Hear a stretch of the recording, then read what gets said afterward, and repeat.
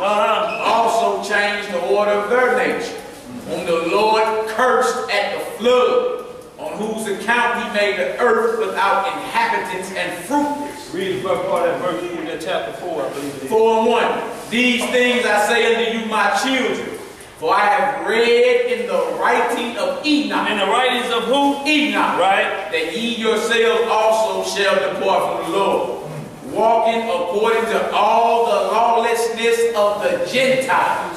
And ye shall do according to all the wickedness of Sodom. And the Lord shall bring captivity upon you. Go on up. You can see that's about the end of it. So what we're looking for is the There you shall serve your enemies. So we see here what the Lord is saying. Slow down. So we see here, y'all, what the Lord is saying. They left their nature. They're able to turn away from it.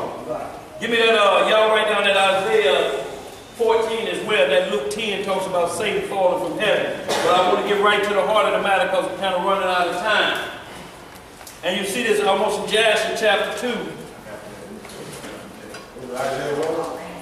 Isaiah 14, 1 through 7.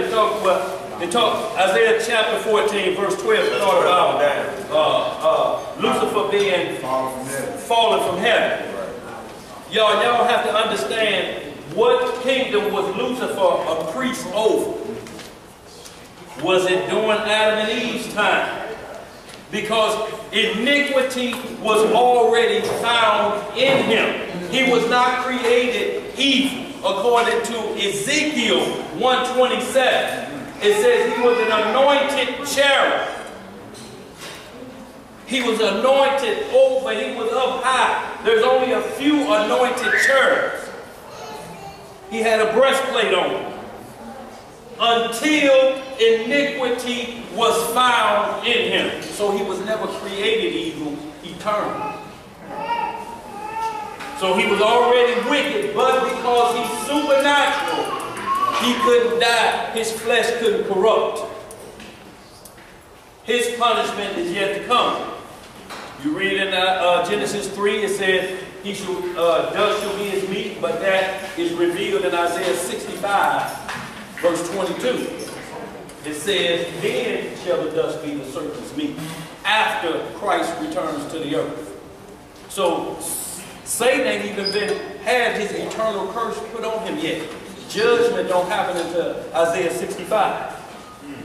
For Satan, because it's an eternal punishment. Let's get it, y'all. Where we at?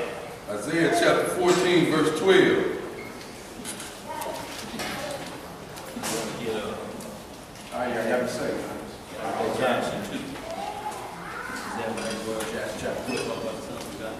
And I want Jubilees. Some of y'all. And I want Jubilees, 5th chapter. Who got Jubilees 5? Give me them 2. Isaiah chapter 14, verse 12. How art thou fallen from heaven, O Lucifer, right, son of the morning? Right. How art thou cut down to the ground? Right. Which didst weaken the nation. Weaken the nation, yep. Weaken the nation. For thou hast said in thine heart, I will ascend into heaven. Where you going to ascend to? Into heaven. I will exalt my throne above the stars of God. I will sit also upon the mount of the congregation in the sides of the north. I will ascend above the heights of the clouds. I will be like the Most High. Yet thou shalt be brought down to hell, to the sides of the pit.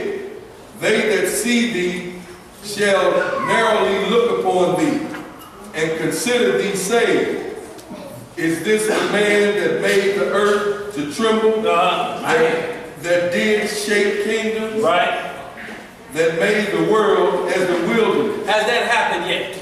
Is the world a wilderness? Either you're saying that this was the man in control of Noah's flood, or this Lucifer was in control of what Jeremiah 4:23 talks about, when it talks about that other world, or 2 Peter 3:8, when it says those heavens were wiped away. But the heavens that we are under now is the same heavens that Noah was under.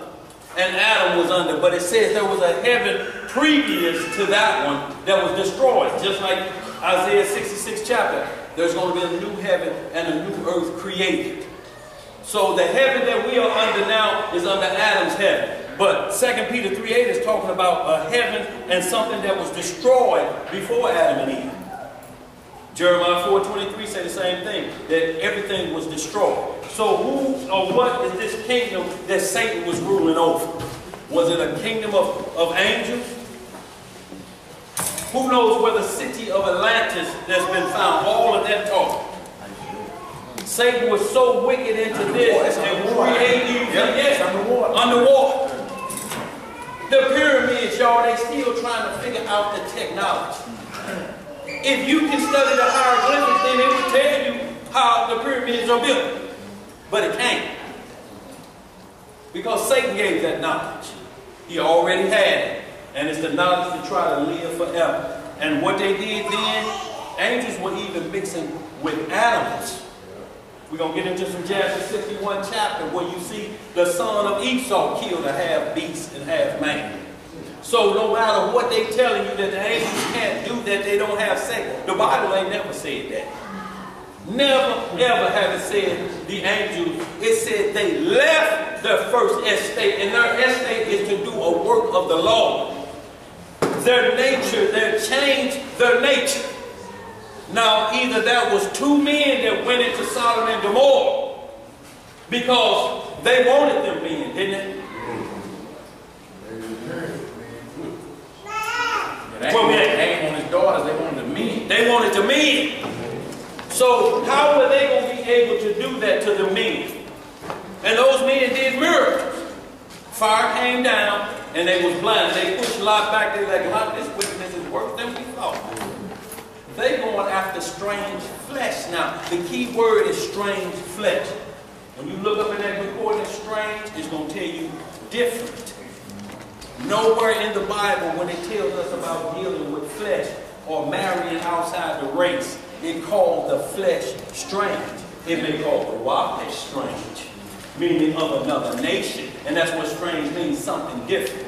But when it says going after strange flesh, that you're not supposed to go after. If a human being lay down with a dog, what is he going after? What type of flesh is that? That's the different type of flesh that a man is supposed to be with. That's strange flesh. And that's what they did. They went after strange flesh. You would never see strange wives and strange flesh tied to the two. In Ezra, when they said they went after strange wives, Solomon loved many strange wives. It never say he loved strange flesh. Because that's why we started out 1 Corinthians 15 and tell you about the different types of flesh. They left that order. They couldn't be satisfied. Christ even say the same thing. If you dead in the resurrection, they asked about who husband this woman. She had 7. Which one of them gonna be? Which one of them wife she gonna be? She said, no marriage in heaven, not for the resurrected of the dead, but they should be brothers and sisters. It don't mean that if you're being resurrected, so are they being resurrected without their private parts? If you coming up in the same body and Christ don't put his hand there,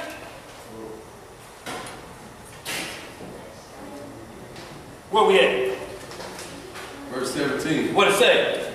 That made the world as a wilderness. That made it a what? A wilderness. And destroyed the cities thereof. That opened not the house of his prison. Right. All the kings of the nations, even all of them, lie in glory, everyone in his own house. But thou art cast out of thy grave like an abominable branch. Okay, so who was cast out or what king cast out? What was Satan locked up or what was he put into? Who is the beast, Revelation 9? Cast out of the what? The bottomless pit, right? So who is that? What man is that on earth? Cast out of the bottomless pit to bring war on the whole earth. So it's talking about then Satan is up to his same tricks. Satan is fired up because I was chief, I was over all of the ranking angels. How do you think he conned a third of them? And if we're talking about that this is talking about a man, what third of men, or then that must mean that there's 2/3 of men that's doing righteous, right? See, if you mix the two, you won't be able to explain the other. But we're going to get into Jasher chapter 2. And we finished that, bro? Yeah, that's cool on that. I just want to get to some Jasher 2 because, and then I want to get in that Jasher 61 while we're in there. And we're going to see what happens in these writings. Now, most people that say, well, we don't believe in Enoch and we don't believe in the book of Jasher, even though it said in the scriptures, then explain to us why you don't trust Jasher. At least explain it to us so we can put it down. It's the wrong translation. Well, so if we get the right translation, can we use it? It's either going to be yay or nay. No. Where we at? You want Jasher 2? Yeah, and I want that Josephus too, because he's going to get into what happened as well. See, if you use in one book, you have to use it. You can't cut back and say, well, I don't trust that part right there. Then you write the same way with people who with the Bible say, well, I don't trust the New Testament. If you don't trust it, put it down. You ain't going to be able to convince me with what you don't trust. If somebody say, how you going to say to a pimp, I trust you to get my daughter home safe?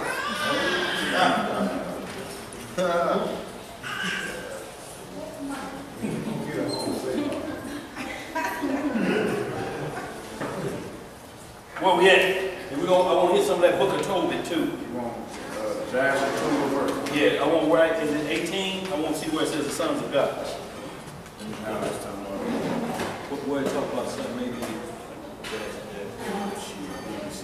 it's talking about lament right there. I was skimming through it. I ain't see right here what it was talking about. Another chapter. And 84. I know Jubilees 5. Yeah, we got Jubilees on deck over there. Okay, go ahead with that then. Jubilees 5. Let me get that to you. Because it clearly talks about the sons of God. And even if you got what's called Tanakh, which is the Old Testament in Hebrew, that Genesis 6 says divine beings. When it says sons of God, and it's translated divine beings went into the daughters of men. Right. Bro got it right here. Jubilees 5. What it say? Verse 1. Jubilees chapter 5, verse 1. And it came to pass when the children of men began to multiply on the face of the earth, and daughters were born unto them, that the angels of God the angels of God saw them on a certain year of the Jubilee, that they were beautiful to look upon. And they took themselves wives of all whom they chose, and they bare unto them sons, and they were giants. And they were what? Giants. And lawlessness increased on the earth, and all flesh corrupt its way, alike men and cattle and beasts and birds, and everything that walks on the earth. All of them corrupted their ways and their orders, and they began to devour each other. So they corrupted their way and their what? Order. See, when you corrupt your order, this is what you was created for. When you change this order and you look at a sheep like you would a woman, that's going to be a problem. Even if they go into a laboratory, I don't care what test they are doing, they're doing them on mice and what? So, y'all can Google all this right now, transhumanism. Yes. The same thing is happening, but it's happening through whiskey, it's happening through pharmaceutica. All of these things are allowing those spirits in to create. What you got back there, Jay? They also got the post-humanism. So we dealing with the transhumanism and post-humanism. The post-humanism is when they start putting chips and electronic parts in your body. That's right. So we've been taken out that way also, as well as DNA manipulation. Hey, so the chip actually mutate your DNA? Yeah, change your DNA. Wow. Any type of surgery you put in your body is supposed to change your DNA. That's why you're on, I don't care what transplant you get, you're on medicine for the rest of your life.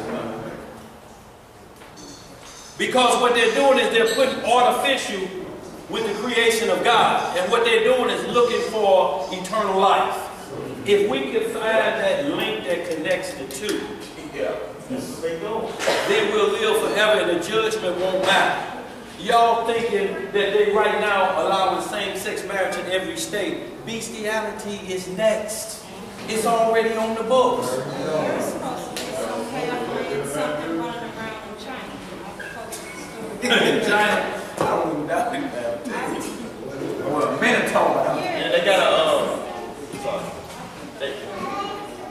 they got a place called Plum Island. You can look up. It's started by a guy named Eric Traub, a Nazi scientist, where they actually making mutants and half man, half beast or whatnot. Just look it up. It's called Plum Island. Man, you just look that up. It'll blow your mind. That's what they do. P-L-U-M? Huh? P-L-U-M? Yeah, Plum Island. There's another spot out there called Mako Island where they call it with these so-called mermaids, half man, half fish. y'all got Jasher 61. Give me that thing. I want right with Zepho. Did y'all get the one where He got Jubilees 5 over here. You know that? you done that? How far do you want to remember? That's what I want Enoch 6 too. Give me that. All right, want to put it in there? Yeah. You got it. Go ahead. Does that mean if you get a heart transplant, is that the same thing with rubber cell? There were two different types of transplants. The OFID chip is like a level 1 to a level 2 transplant. It's something totally different. Got to do buying, selling, storing medical records, mind control, all that. So you got some people got pacemakers in their chest. We talking about pig heart. Yeah. You got some. Another thing too, in that Obamacare, they got legislation written in there saying that you won't have to get an implantable device implanted in your body. Class 2 medical device. Implantable device implanted in your body. Yeah. In Obamacare. It's in Class 2, Section B, Paragraph 1, page 1001 through 1008. But they're calling it a Class 2 medical device that's implanted. Now, we ain't got long, about 15 more minutes, y'all. All right, this is the book of Enoch, chapter 6, verse 1. What it say? And it came to pass, when the children of men had multiplied in those days, were born unto them beautiful and comely daughters. And the angels, And the who? and the angels, Right. the children of the heaven, saw and lusted after them. The children of the who? Of the heavens. So when we get into these New Testament scriptures, we'll be called the children of God or the children of heaven, but you're going to be transformed. That's why we first made sure we go to 1 Corinthians 15 to explain the difference in all the different bodies, so you understand what happens when you resurrect. You know where you're going to be. Either it's going to be eternal damnation or it's going to be righteousness in a kingdom. Then you can be called the children of God. Right now, y'all, we the sons of Jacob. Plain and simple. Go ahead. It says, verse 2 again, and the angels, the children of heaven, saw and lusted after them, and said to one another, come, let us choose us wives from among the children of men, and get us children. And Samajah, who was the leader, said unto them, I fear ye will not indeed agree to do this deed, and I alone shall have to pay the penalty of a great sin. And they all answered him and said, let us all swear an oath, and all bind ourselves by mutual imprecations not to abandon this plan, but to do this thing. Then swear they all together and bound themselves by mutual imprecations upon it. And they were in all 200 who descended in the days of Jared in the summit of Mount Hermon. See, Mount Hermon today is when you're watching any movies and you see Paramount Pictures. When you see that mountain and the stars circle Paramount and land on it, that's Mount Hermon. And that's where the Greeks get their mythology from. Absolutely. See, all they guys met up on Mount Olympus. Zeus and all that. You feel me? It's the same story, just with each culture changed names. You know what I'm saying? But all them gods that he worshiping, Poseidon, Jupiter, all them little cats, Apollos, all them were fallen angels back in Genesis. And they call them the Titans. Yeah, the Titans. They're gods, you feel me? That's the same thing, just change its name from culture to culture. Right. You know what I'm saying? But notice it's the same type of thing. They meet up on the mount, and they discuss the affairs of mankind, and they go and do their thing, and then they're worshipped in the earth. And it's famous meaning. You know what I'm saying? So if you look at it as a myth, but it actually happened. It's just when it gets to the Greek rulership, now there's Zeus, you feel me, and whoever instead of Sam Johnson, like he just said. You feel me? It's changing names, but it's the same thing. Those are fallen angels that rebelled against the Lord. That's what happened.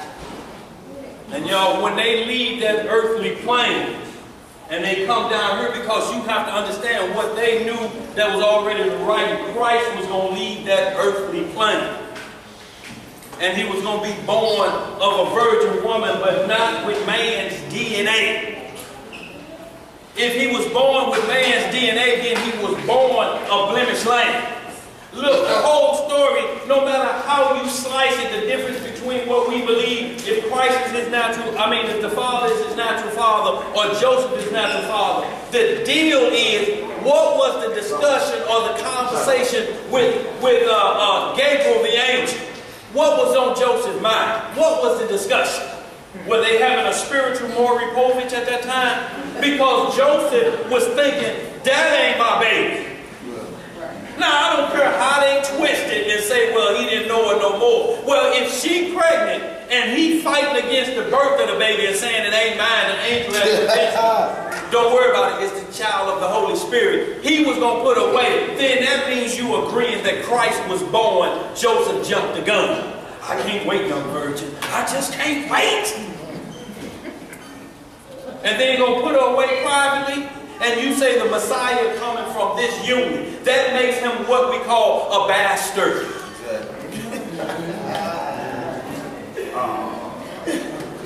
So how can an unblemished lamb be brought into the world as a bastard?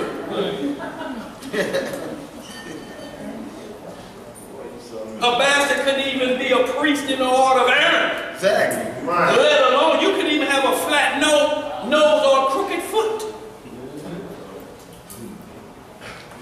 Where we at, y'all? We got about 10 minutes. Where we at? Still in verse 6. Read that. It says that they were in all 200 who descended in the days of Jericho and on the summit of Mount Hermon. And they called it Mount Hermon because they had sworn and bound themselves by mutual imprecations upon it. Look, if he's a copycat, Christ came down on Mount Sinai. He's coming back to the mountain of Zion, Mount of Olives. So if Satan is imitating, he's going to come down on his mountain because he wants you to think that this is me. This is your God coming back. But he's coming back with wickedness. And he can't get a host body. So what does he do? He gets into animals or he gets into men, because this the deal. When you continue to read in Enoch, it'll tell you that those giants were killed in the flood. But because they're preternatural, they're half human and half supernatural, which makes preternatural. Their flesh decays, the natural decays, but that spirit of the supernatural, it says that now in Enoch chapter 14, those are what we call evil spirits. So the Lord used those evil spirits for men who won't do right. He sent that same evil spirit to Saul. That same evil spirit had Saul trying to kill David. And David had to play music to drive it away. Look, if you in a bad mood, what do they play for you? Music. If the baby you done changed, they gave her milk, and they still hollering, what you put on? Or what you try to do to stop that whining and hooping and hollering? Some music. La la la, baby, up in the treetop.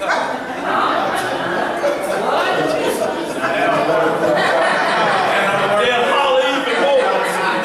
They'll holler even more. But try this. Try this right here. Try this. Sing this in their ear.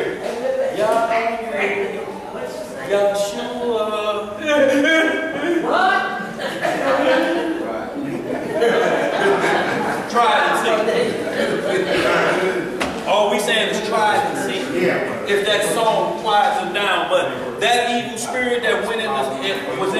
Satan was an evil spirit. Now we still got Satan and his crew on earth, which are demons and devils. What you got, man? Y'all write this down. It's in the Apocrypha, Ecclesiastes 39, about the spirits that he's talking about. 39 verse 28. Ecclesiastes 39 verse 28. There be spirits that are created for vengeance, which in their fury lay on sore strokes. In the time of destruction they pour out their force and appease the wrath of him that made them. Fire and hail, and famine and death, all these were created for vengeance. Teeth of wild beasts and scorpions, serpents and the sword, punishing the wicked to destruction. See, so when it sounds like it's created, you like think that that was at the beginning. Well, who's the father of all murder and lies? The enemy. Satan, right? So if he's the father of all of that, then he turned to sin. So he couldn't have been created wicked, but when you create free will, wickedness is created too, because if a man be righteous his whole life, he's in the kingdom. But if he turned to wickedness, what happened? His righteousness is gone. So breaking the law creates wickedness. Just like the absence of heat creates what? So, y'all, we have to understand when he's saying I create these things, because the whole measure was if you turn from it, it's going to create a different situation. Look, if we take a 9mm and go into the bank, what is our status going to change from to? Right. So you're going to turn, you're going to make your situation worse than it is already. What you got, brother? I was asking, what was that? They was asking, what you got? Sirach 39. Sirach 39, verse 28. Go ahead, read that again, man. Down to the end. They say, read it again, verse 28. There be spirits that are created for vengeance, which in their fury lay on sore strokes. In the time of destruction, they pour out their force and appease the wrath of him that made them. Fire and hail, and famine, and death, all these were created for vengeance. Teeth of wild beasts and scorpions, serpents and the sword, punishing the wicked to destruction. They shall rejoice in his commandment, and they shall be ready upon earth when need is. And when their time is come, they shall not transgress his word. Therefore, from the beginning I was resolved, and thought upon these things, and have left them in writing. All the works of the Lord are good. All of they are what? Good. So when you say the Lord create evil, how can you get the same thing? Wouldn't that be an oxymoron? It says all his works are good. Go ahead. You evil was coming if you chose to do evil. Right. All the works of the Lord are good, and he will give every needful thing in due season, so that a man cannot say, this is worse than that. For in time they shall all be well approved. And therefore praise ye the Lord with the whole heart and mouth, and bless the name of the Lord. That's it. So y'all, we can get into some Josephus, Antiquities of the Jews. You'll see that also, that where he talks about the giants in book 1, chapter 3. We ain't going to go through it right now. Y'all write that down and check that out. Also check out in the book of Jasher.